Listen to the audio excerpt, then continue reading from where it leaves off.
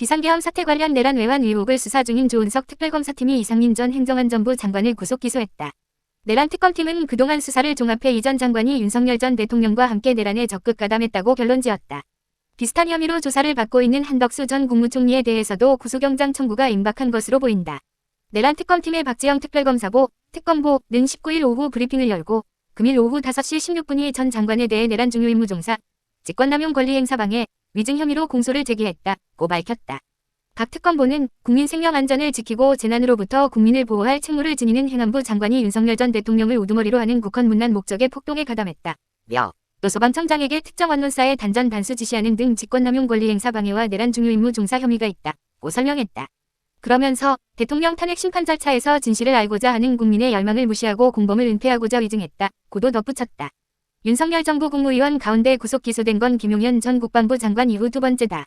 이 전 장관은 평시 계엄 주무부처인 행안부의 장관임에도 불법적인 계엄 선포를 막지 못하고 사실상 방조한 혐의 등을 받는다.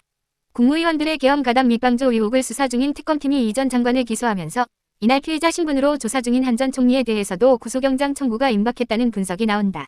한 전 총리는 지난해 12월 3일 비상계엄 선포 전후 열린 국무회의 부의장으로서 계엄의 위법성을 알고도 무గిం방조 은폐했다는 혐의를 받는다.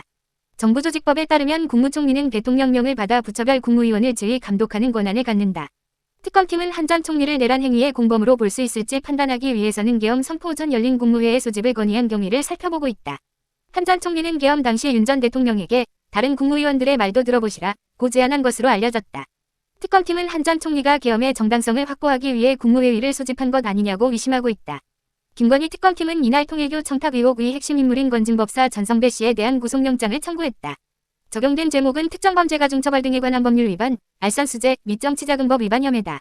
구속영장 청구 사유로는 증거인멸 우려 등이 적시됐다. 전날 전 씨 조사 당시 일관되지 못한 진술과 사실관계와 다른 내용을 진술하는 등 증거인멸의 우려가 있었다는 게 특검 측 설명이다.